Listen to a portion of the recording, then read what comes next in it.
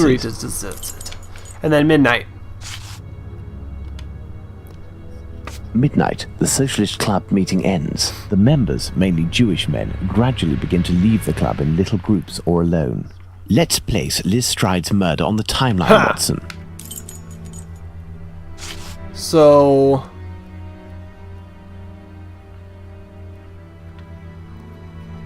12:45 to 1 a.m., the murder of Liz Stride. It took place in this very spot, as the traces of blood were very confined. We will come back to this point in a few moments to elaborate on what could have happened. We have two possibilities. The first is that Liz Stride's killer and the attacker, seen by Schwartz, were one and the same man. The second is that Liz Stride meets a client. After some discussion, they head towards Dutfield's yard to do their business. As soon as they arrive, the attacker appears while his accomplice keeps watch.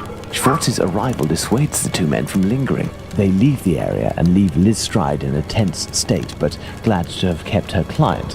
He will be her murderer. Both hypotheses are possible, but an incongruous detail will serve to corroborate one of them. An incongruous detail that we were able to establish regarding the Hanbury Street murder. Which one would that be, Watson? I don't know. Look at the victim carefully, Watson, and tell me the link between the murder of Liz Stride and those of Nichols and Chapman. Obviously the throat. Right there. No, that's not it. Okay. The bag of pastels, Holmes. The bag of pastels. Indeed, Watson. If this woman had to defend herself against an attacker, why would she have held onto this bag in her hand? It didn't fall because this woman's hand tensed at the moment when she fell to the ground. Therefore, Watson, we know the killer distracted his victim's attention by making them take something out of their pockets. Why didn't he slit her throat like the others? He must have feared a struggle with this strong-willed woman. Why didn't he eviscerate her? Because Louis Diemschutz arrived. Do you think the Whitechapel killer is behind this murder, Holmes? Obviously. Yes, and now this murder has been linked to its rightful perpetrator, it will take on deeper meaning when we have examined the facts from that night. Let's go to Mitre Square, where Catherine Eddowes was killed. And make haste, Watson, as we have another murder to commit in 40 minutes. That's a weird way he said that. We have a murder to commit in 40 minutes. Here God we damn are, it. Watson, Mitre Square. It took us a mere 20 minutes to get here. If the killer left Dutfield's yard around 1 o'clock, as we assume, he would have arrived here at around 1:20 a.m. Yes. We know that Catherine Eddowes' body was discovered at So we have 24 minutes. 1:44 a.m. Catherine was released from prison around 1 o'clock, but we have no information as to what she could have been doing until her death. This place has 3 possible ways out. Let's see where they lead. As a precaution, I brought an old map of the area with me. It will help us get our bearings.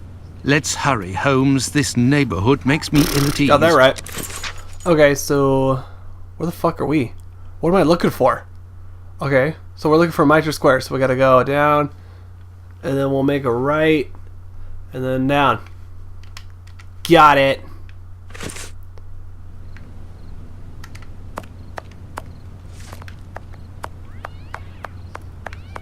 This is Mitre Street, from where Watkins, the constable who found Yes. the body, came. Fuck. Nothing of interest here. So cool. How do I use it?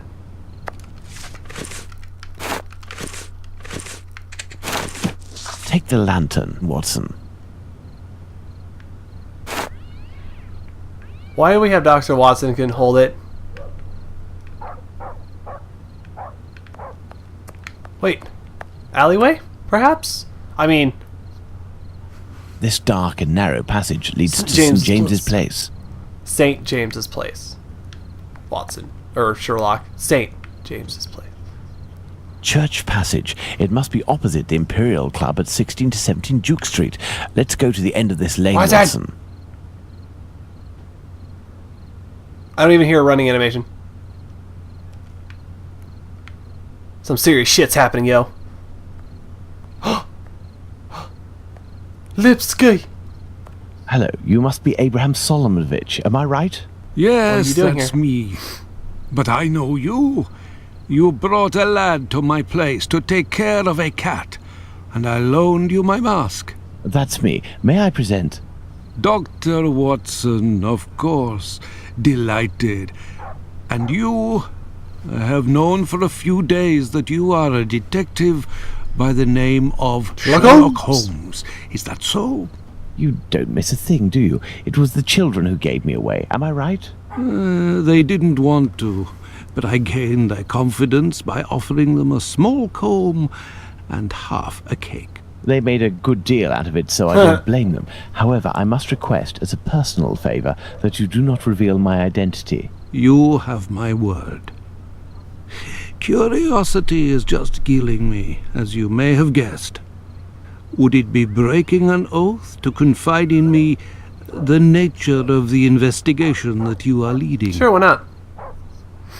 Does this spot where we are now in Mitre Square mean anything to you? A demon lives in this city, Mr. Holmes. These unmentionable acts degrade the human race and put the Jewish community in terrible danger. Lots of rumors are circulating, but they are but rumors. I see you're leaving the Imperial Club. It's a stone's throw away from Mitre Square, and the 2 recent murders were most probably discussed in there. Do you know if anyone from the club saw or heard anything that night? Yes, Mr. Holmes. That night, 3 members of our club saw a woman talking to a man at the very spot where we are standing, a few minutes before the body was found.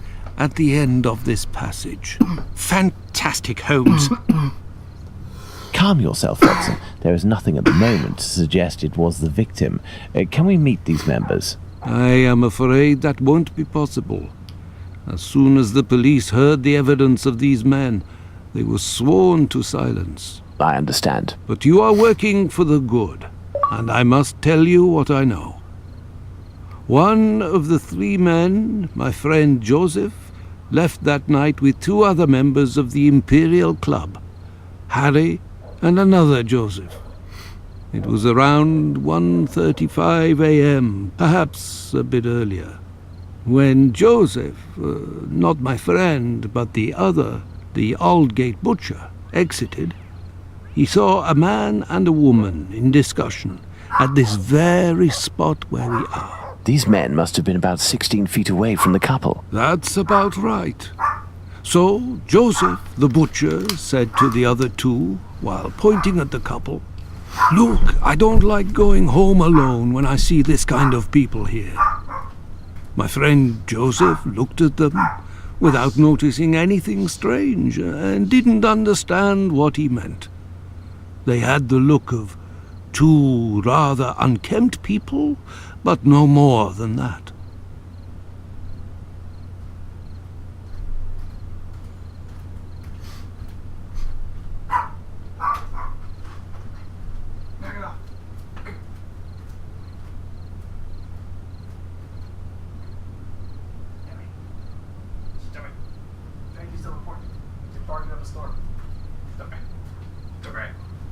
You're staying here with me. I gotta ask people about their testimonies. Stop it! Okay. Okay, I can't put the headphones on yet. What about their testimonies? After Tell me the all. murder, did these 3 men tell the police what they had seen? Not quite. Harry stated that he hadn't seen the couple.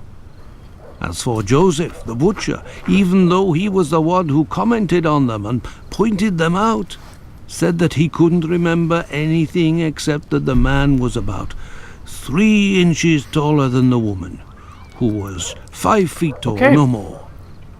My friend Joseph, on the other hand, did his best to cooperate. So with yeah, the I was right police. about the 2 And at the what same did your height. friend Joseph say? What did this man and woman look like? The man must have been 30 years old, about 5'7", light complexion, and a fair moustache. He wore a loose, dark jacket, a grey cap, and a red scarf around his neck. But he said that he only saw him for a brief instant, and it would be impossible to recognize him. And the woman? He only saw her from behind. She had her hand on the man's stomach and seemed to be pushing him. He said that he remembered that she was small